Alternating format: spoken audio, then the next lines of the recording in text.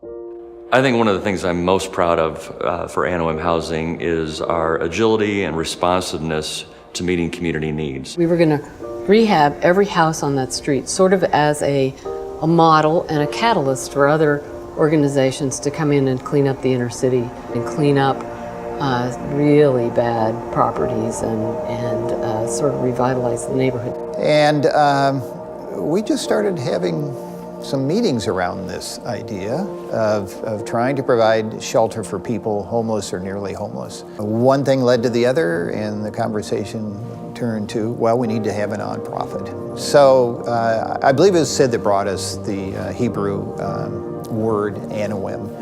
And I just have to paraphrase it. I don't recall the exact definition, but it was about the oppressed and downtrodden, those who are voiceless in our community. And it seemed very appropriate.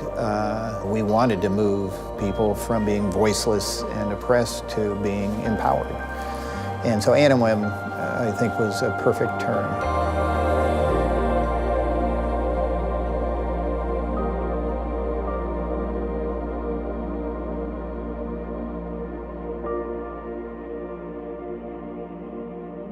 Probably the clearest image I have early on is having a community meeting. And I'll never forget how she could trim us down pretty quick. She could stop a conversation that she didn't like with these guys in a second. I don't know what she was connected with or how she happened to come. Stella, she's the one that originally just had to fight tooth and nail to get the city to be aware of things. But she had a look in her eyes like, I want to run this thing. Whatever this thing is going to be, I want to run it.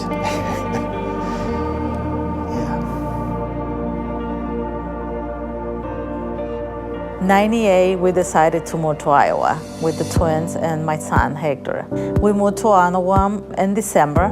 It was kind of like a blessing to us moving to a brand new home, 4-bedroom, beautiful house, 1017 Forest. A lot of memories in the house.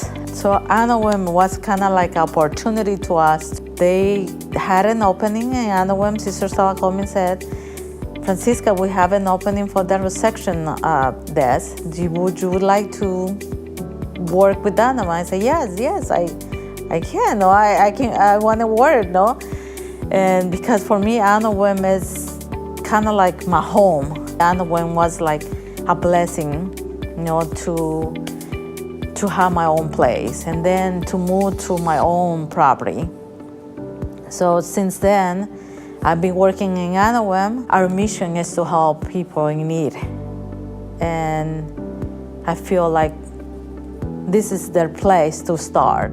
I think one of my favorite memories at Anawim has been thinking about the time when I met a family that was moving into one of our townhomes we had just finished, and meeting the mom and the kids that were seeing the place for the first time, and walking in and knowing that they had a bedroom of their own, they had a backyard, and just seeing the excitement on their faces of feeling like they were home, in some cases for them, maybe for the first time.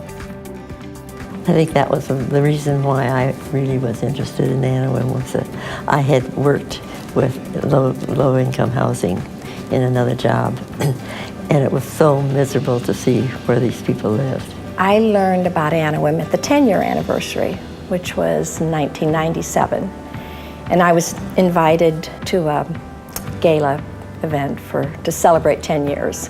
But actually, I'd known Sister Stella before then because I volunteered at the House of Mercy and just knew who she was and knew her. But that's when I first knew about Anawim. I learned about Anawim through my husband. He had supported them. I mean, this goes way back in the 80s, early 90s. I had called Anawim just to find out more information about them and really what they did as opposed to writing the check. And the person I talked to said, well, you just need to come down here and check us out. And I did, and went on a tour. And you go on those tours and you see the need and you see what a difference they make.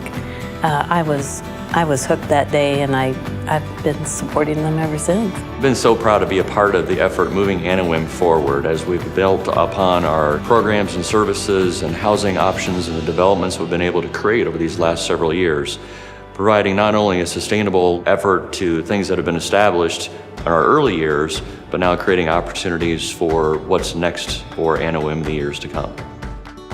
One of the things that I think it was Kurt Rasmussen said always struck me is that I never go away from that meeting not feeling better. The board did everything. I mean, we didn't have a fund development person, and we didn't have necessarily a maintenance person. If a tenant moved out, we had to get it ready for the next tenant, and we had to do it soon, because if it sat vacant, you know, that's money lost for Anawim and the organization. So yes, it was literally a working board in all ways.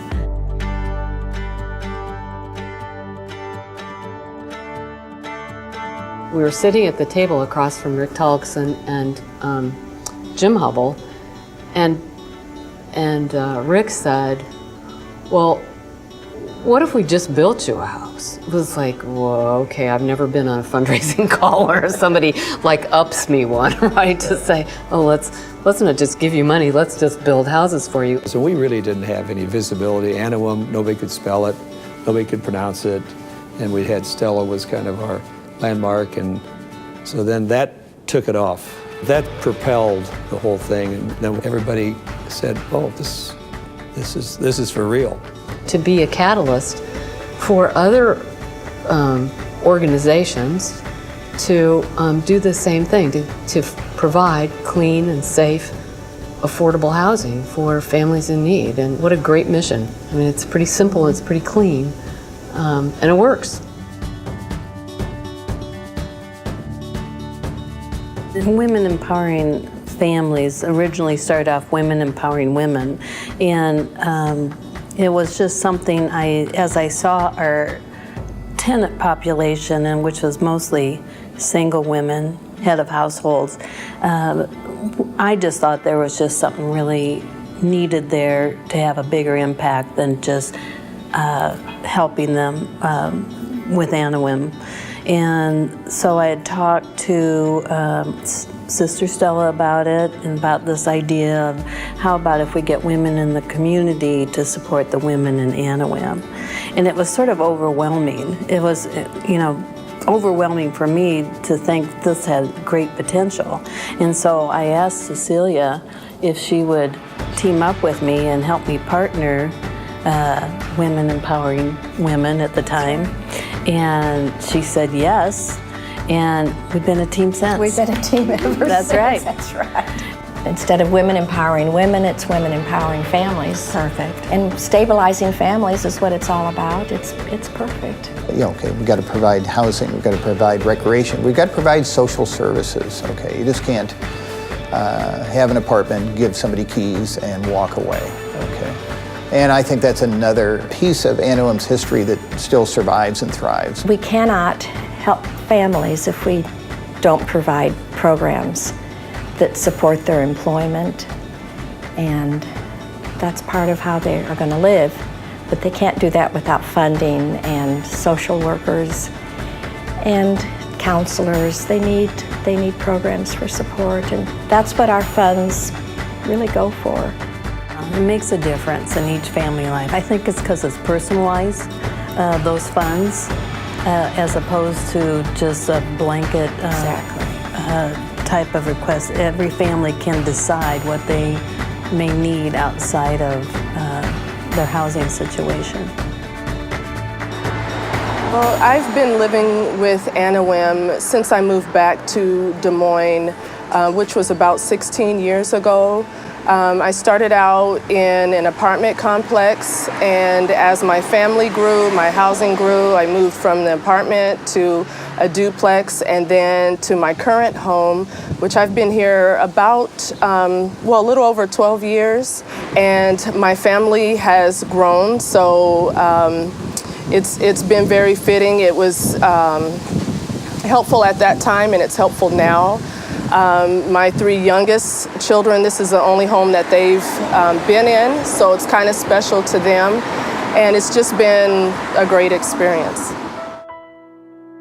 In addition to Anawim's efforts in development and management of affordable housing, permanent supportive housing programs and services have had such an impact on the community.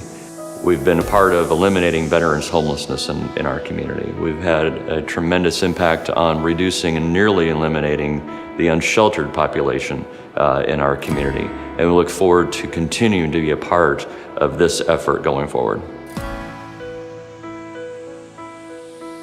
Russ has subsequently just taken what she sort of started, the foundation, and he's just made it blossom.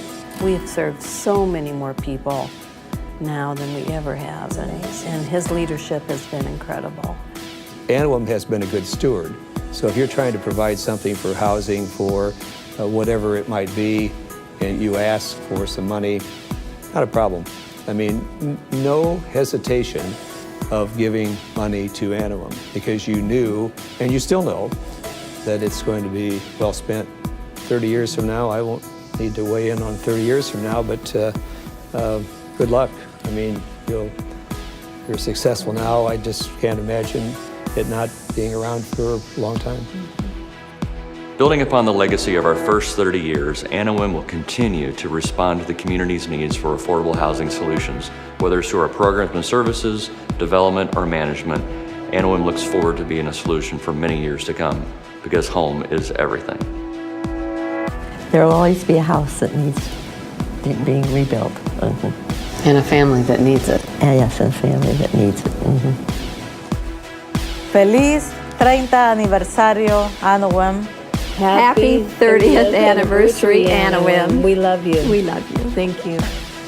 Happy 30th anniversary, Anawim. Happy 30th anniversary, Anawim. I'm so proud of you. Happy 30th anniversary, Anawim. Happy 30th anniversary, Anawim Housing.